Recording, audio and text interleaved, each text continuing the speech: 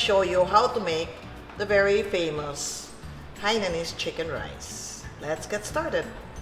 For the chicken, you need one whole chicken between 1.2 to 1.5 kilos, 2 tablespoons of rock salt, 5 cloves of crushed garlic, 1 thumb-sized ginger crushed, 4 to 5 stalks of green onions, 8 cups water, 2 tablespoons sesame oil. For the rice, you need 2 tablespoons oil, chicken fat, 3 cups of rice, 5 cloves of crushed garlic, 1 tablespoon of crushed ginger, 1 teaspoon salt, 4 cups chicken stock from boiling the chicken.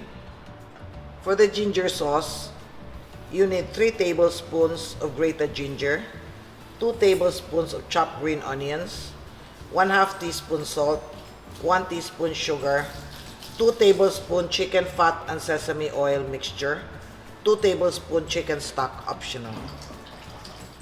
For the chili sauce, you need 8 to 10 pieces of small hot sili. You blanch and you drain.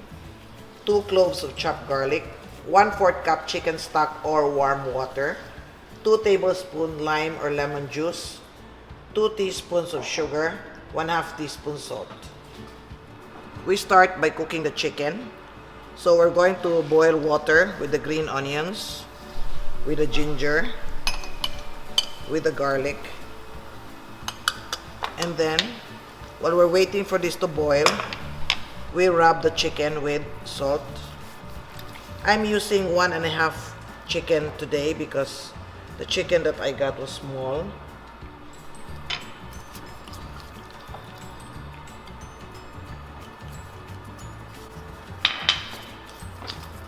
Alright, once this boils, we're going to put in the chicken.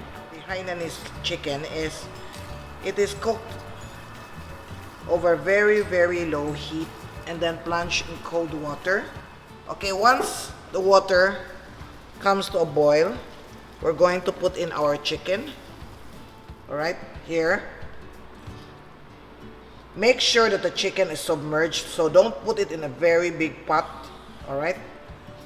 Now, what is distinct about the Hainanese chicken is you cook it in very low heat that you can barely see.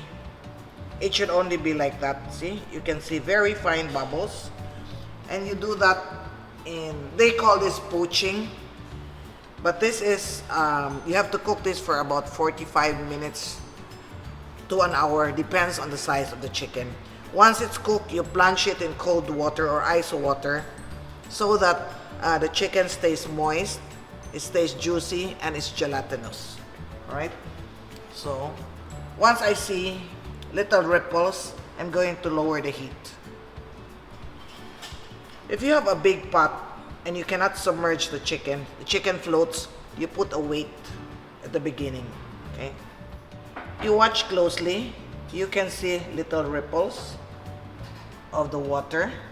Let's lower the heat now. And then you maintain that heat for 45 minutes. So it should barely boil. Okay? So we time this 45 minutes. We will check. The chicken's not very big, so it should be done by 45 minutes. Alright, here our chicken is cooked after 45 minutes. See, it's barely boiling. You can just see little ripples. Okay, that's enough. Okay.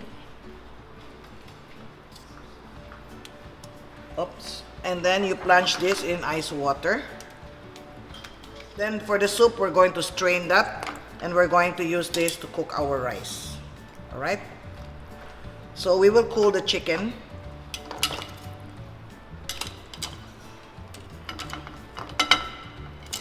Okay.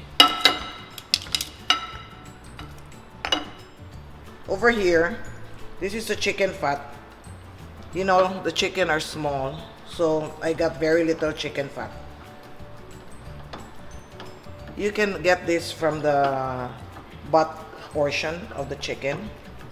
Anyway, what I'm going to do later, I'll probably add just a little oil. as long as I get the chicken flavor.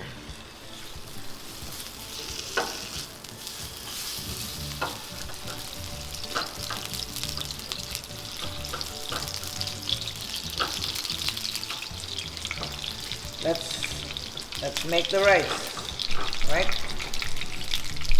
Let's cook the rice. So I have a little of the chicken fat here. Okay.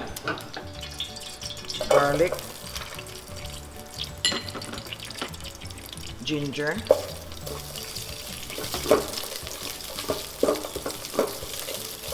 Once you smell the garlic and the ginger, it's alright to add the rice.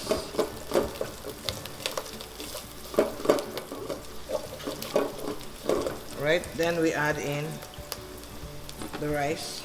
You wash the rice.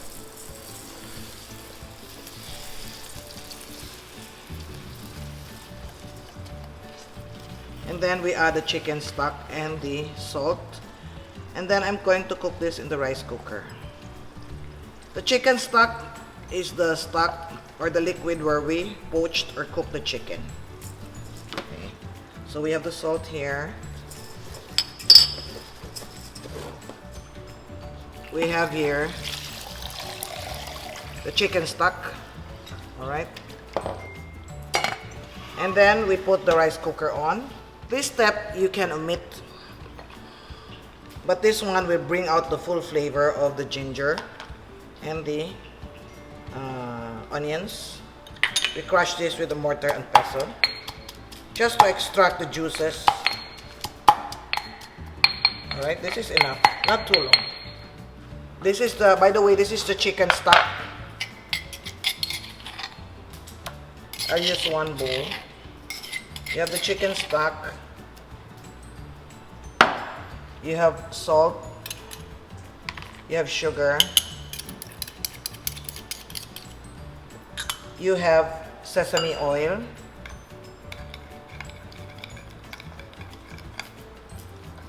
This is 1 tablespoon sesame oil. And then I will put 1 tablespoon of chicken fat here.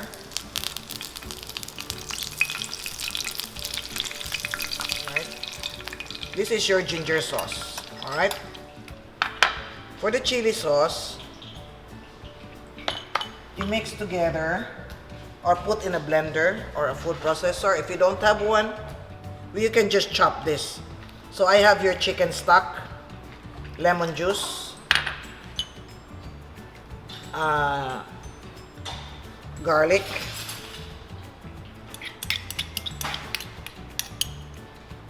salt, sugar, and then we have this one. You blanch this, you just pour boiling water.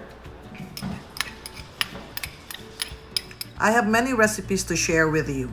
If you're interested, please like, share, subscribe, and click the notification bell so you can be alerted when a new video is uploaded. Right, we have the chicken. This is the effect of slow cooking. It's very tender, it's very moist, and you see it's a little bit gelatinous. Don't worry, the pink parts they are cooked. Then we have the rice. See?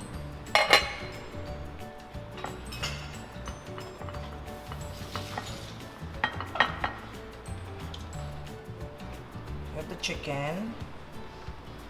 Okay. And then they always serve this with cucumber. Then you have a little light soy sauce.